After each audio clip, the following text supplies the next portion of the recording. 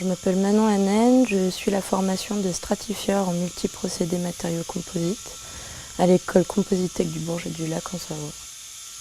Alors mon métier consiste à produire des pièces qui sont faites à base de carbone, de fibres de verre, d'aramide, en y associant une résine particulière, donc polyester ou époxy, pour fabriquer en fait des pièces qui sont très fines, légères et hyper résistantes. C'est des pièces qui sont très chères, parce que les matériaux sont très chers. Si on bousille une pièce, on s'en veut énormément le lendemain parce qu'on sait la valeur que ça a en fait. Il faut s'organiser, il faut contrôler son temps, il faut savoir combien de temps on met pour une pièce pour optimiser au maximum son temps sur la journée pour produire des pièces de qualité et puis qui puissent être livrées à l'heure. Ce qui me plaît, c'est le côté manuel en fait, c'est qu'on peut vraiment faire tout ce qu'on veut avec le composite. On peut faire n'importe quelle forme, on n'a pas de contraintes et le résultat à la fin, c'est quelque chose qui peut être léger, fin et hyper résistant en ayant un design propre à lui-même. On peut vraiment tout faire avec le composite en fait. On peut dire que c'est un métier plus d'hommes parce qu'on est beaucoup plus que des femmes. Mais après, n'importe qui peut rentrer dedans. Au début, j'ai commencé, ça a été un peu problématique parce que c'est vrai que j'étais la seule femme.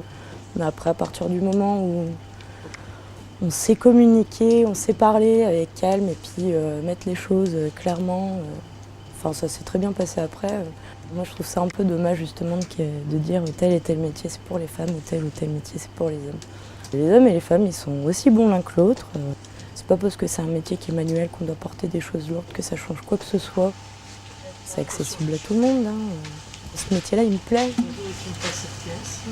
Dans l'entreprise, on forme les gens pour qu'ils sachent tout faire. Il n'y a pas besoin de connaissances spéciales au départ. Souvent, on a pris des jeunes qui étaient même plutôt en échec scolaire. Et ce qui est important, c'est qu'ils aient la volonté et l'envie de faire. Il se trouve qu'ici, on n'avait qu'une femme jusqu'à maintenant, mais je pense que tu es parmi les plus performantes de mes opérateurs. Et là, je suis très déçu qu'elle soit arrêtée parce que tout de suite, on sent un fléchissement. Parce que, outre de travailler vite et bien, quand vous avez quelqu'un comme ça dans l'entreprise, ça donne une dynamique aux autres.